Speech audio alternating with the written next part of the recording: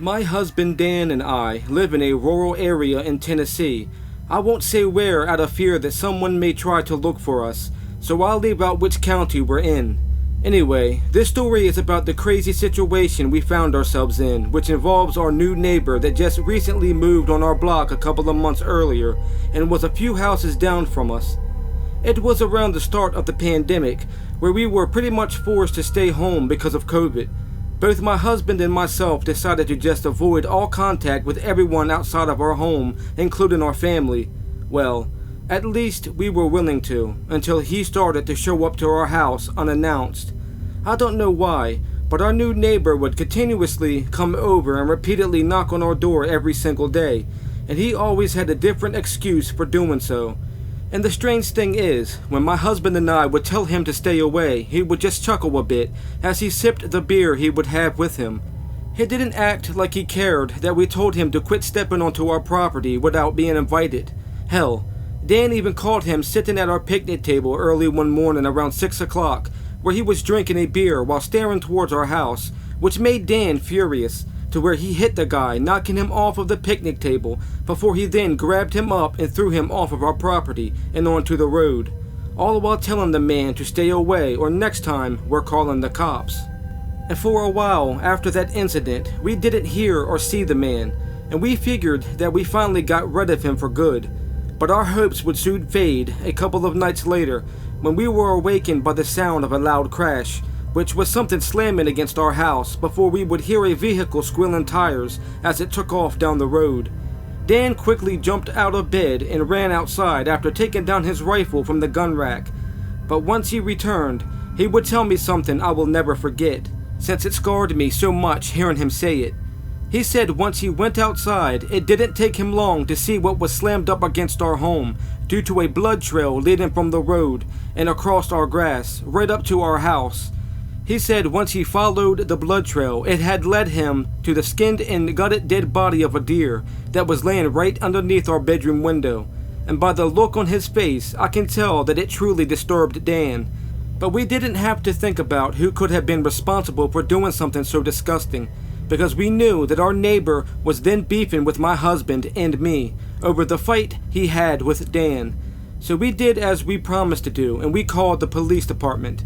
It would turn out they didn't have to do much investigating, because as soon as they pulled into our neighbor's yard, they would find him passed out drunk in his truck, and were even able to confirm that the deer was in the bit of it since there was still fresh blood there. And due to our encounters with that creep, we did end up getting a restraining order, making it a legal obligation for him to stay away from our property, or he will be facing the possibility of jail time. Thankfully, we don't know what came of that weirdo, because after that night we haven't heard from him or even seen him, and it has now been a year, and we just hope that we never have to see him again. I'm a single female in my 20s, and this happened to me just a few years ago, right as I first began living on my own, and not too long after I broke up with my then boyfriend. And it just happened to take place during the nighttime, around 7 o'clock p.m., while I was just finishing up washing my clothes.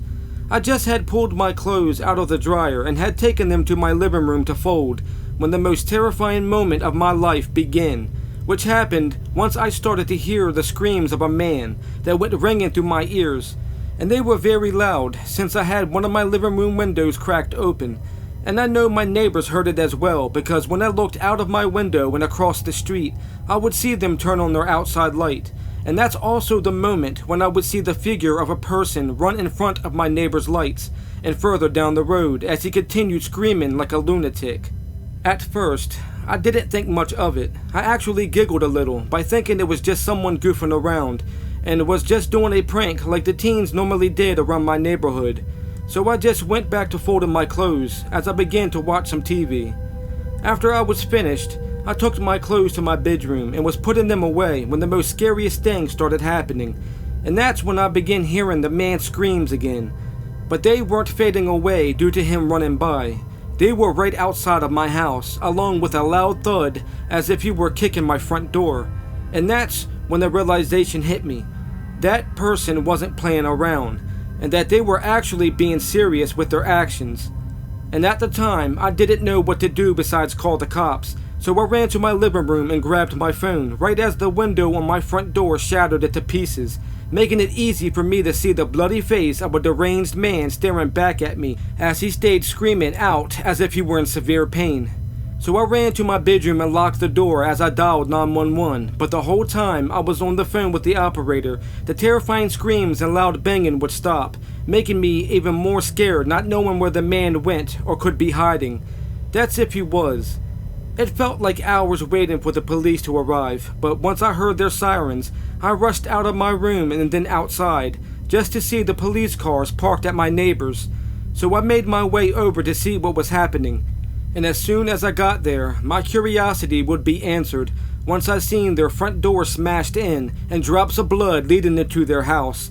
I couldn't go inside because the officers forced me to stand back, but thankfully I would be able to see that my neighbors and their 2 sons were okay and were giving their statements like I was, which made me glad to see that they were unharmed. But as 3 cops appeared, dragging a crazy bloody looking man out of my neighbor's house, fear took over my feeling of relief and made me feel disturbed, hearing his steady screaming and seeing his unnerving appearance. He looked very pale and a bit skinny with long hair and a bushy beard, and he was covered in deep cuts all over his naked body and face that looked like they were fresh.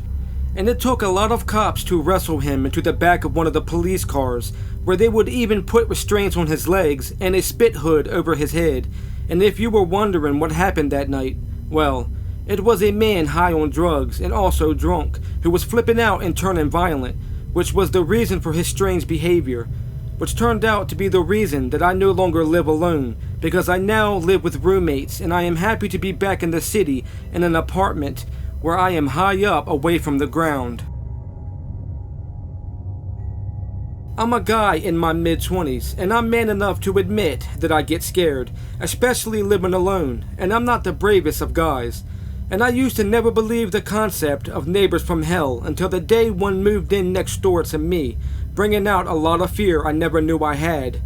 And my new neighbor's presence made our quiet suburban street, once a peaceful and quiet place, transform into a nightmare the moment he set foot in that decrepit house at the end of the cul-de-sac.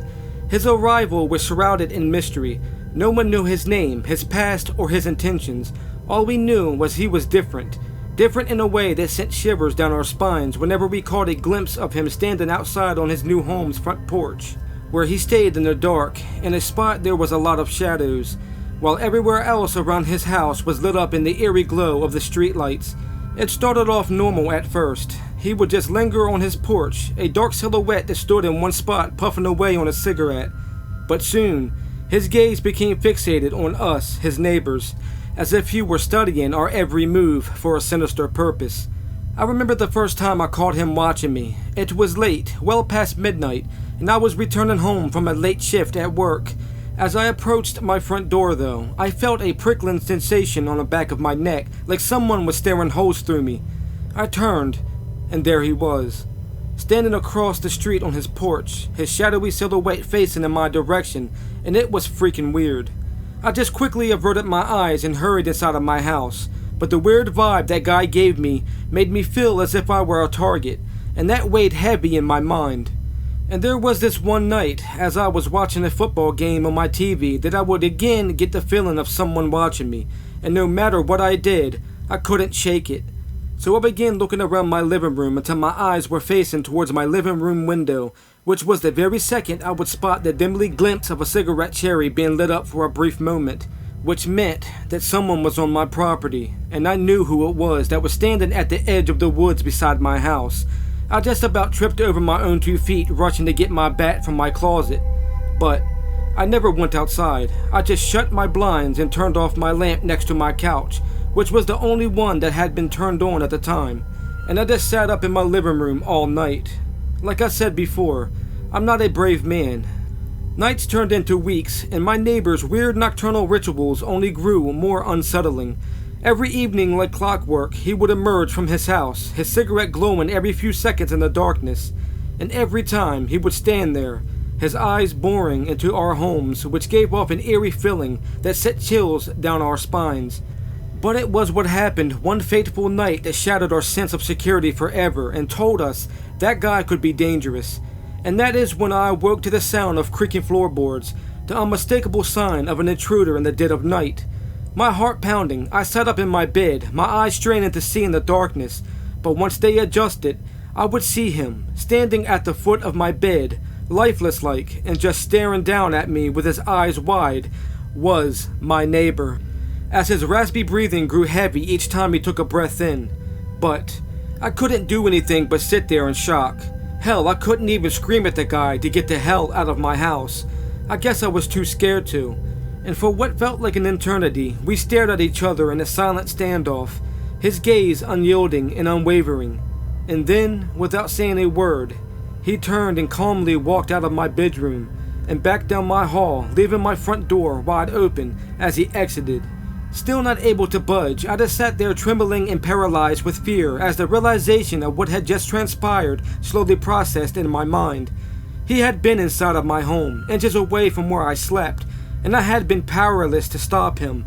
And I'm not afraid to admit that I was a bit of a coward that night. And I know that it was stupid of me, but I never reported him to the police.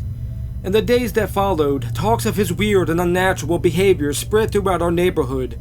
We compared experiences, shared stories of his eerie presence, and the dread that accompanied his late-night prowling. But as the weeks passed, the truth of his identity remained elusive, causing us to grow more curious about him. It wasn't until the day the authorities came knocking on our doors that we finally learned the horrifying truth.